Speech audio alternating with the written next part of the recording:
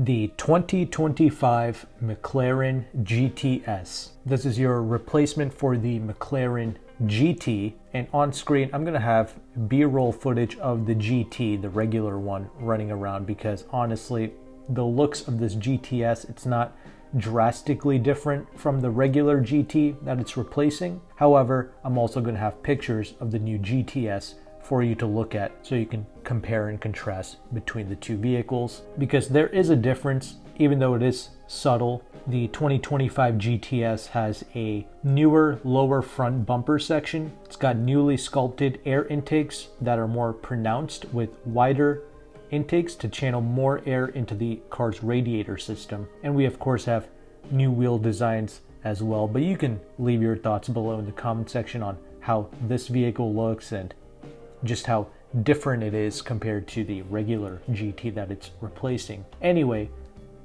the mission of this vehicle, it remains the same. It's supposed to be your most usable and daily drivable supercar that you can possibly get, and perhaps even the most obtainable one in today's car market, and I'll talk more about that towards the end. But this vehicle will continue to utilize McLaren's unique carbon fiber monocoque chassis. This vehicle weighs 22 pounds less than the current GT.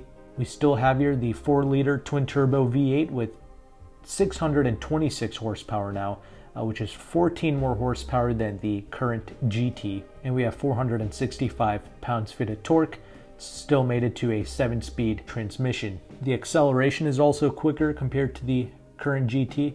It does 0 to 124 miles an hour in 8.9 seconds. That is pretty quick. And 0 to 60, McLaren is quoting 3.1 seconds. However, it should be a little bit quicker than that, especially when car and driver tests these vehicles, because somehow they always get the spiciest 0 to 60 numbers. The roof panel is recycled carbon fiber, and we also have a carbon fiber rear upper structure to reduce the weight and offer a low center of gravity. We have your adaptive suspension to of course make this a more livable package. We also have a upgraded vehicle lift system that raises the nose of the car in less than half the time of the current McLaren GT system. And the ground clearance of these cars, it's 4.3 inches, which isn't great, but once again, you use that vehicle lift function, it goes up to 5.1 inches. And with that height, you can easily clear just about any speed bump. That's pretty much the same clearance as a mid-size sedan.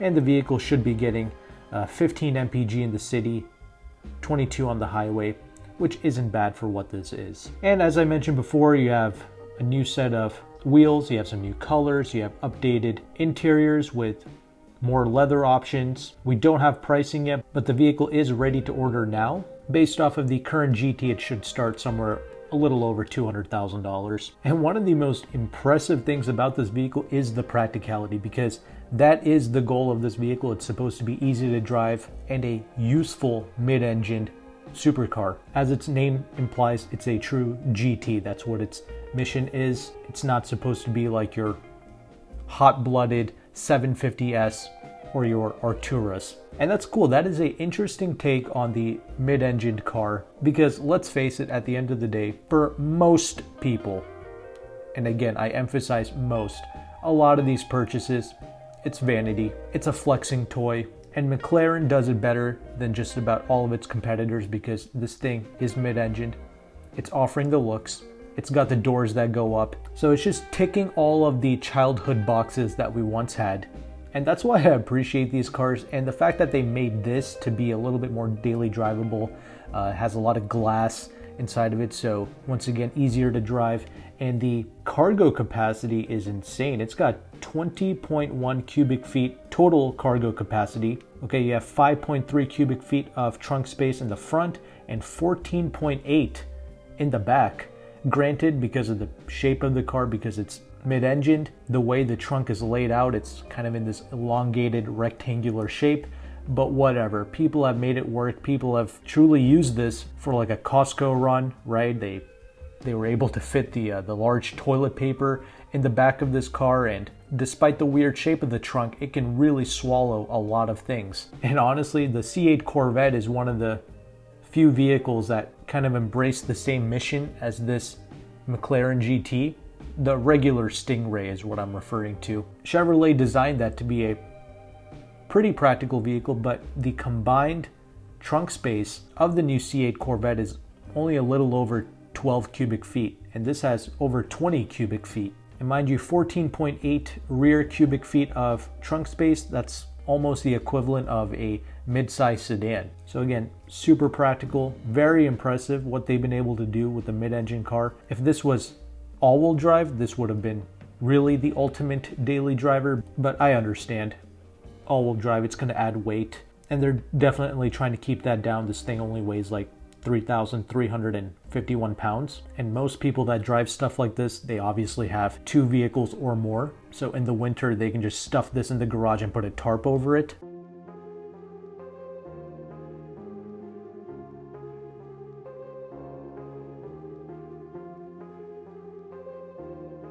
But as mentioned before, I talked about how this could be one of the more obtainable supercars in today's market. Obviously, we don't have the official pricing for the 2025 GTS. However, the current McLaren GT, again, I'm recording this video December of 2023, it goes for a little over $200,000. And when I looked on Car Gurus, there's about 10 of these McLaren GTs available nationwide. And these vehicles, they tend to have the most aggressive lease deals that I have seen amongst all of these supercar competitors. Ferrari and Lamborghini, they're extra bougie now, so they ramped up their prices and there's pretty much no deals on those. However, with the McLaren GT, when utilizing Edmund's leasing calculator, I entered in a few numbers like a $225,000 MSRP. I assumed a $15,000 discount.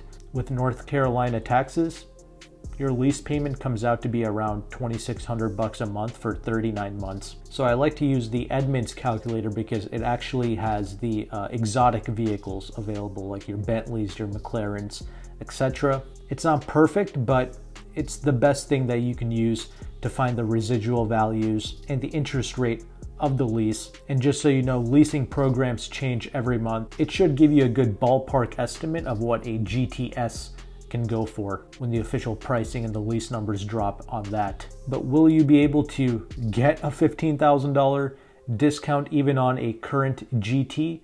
I really don't know. McLaren is also starting to get a little bougie. I feel like they're going to hit you with, oh, we're a specialty car manufacturer and all of our vehicles are built by hand and they're special made to order products and all that. Like, bro, you can already tell they're going to hit you with all of those shenanigans. That means getting a discount, it could be a pain. And just to give you some context, I did a full buyer's guide video on the McLaren 570S. I also talked about McLaren GT leasing, and there was a whole bunch of them available at the McLaren Charlotte dealership, but now they don't have any McLaren GTs available for sale. So that's the worst part. People are actually scooping these things up at the MSRP prices. It's almost like people are programmed to just go in and purchase up all these vehicles. And that's what hinders regular people from getting good deals on vehicles, because people are actually buying them at the current prices. They're not even bothering to negotiate.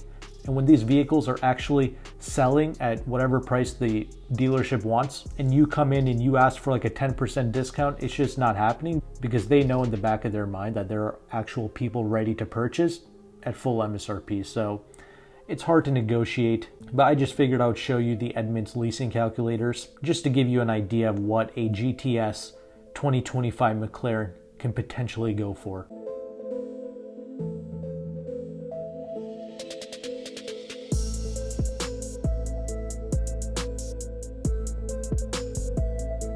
Anyway, that's everything you need to know about the new GTS. Let me know in the comment section how you feel about this car.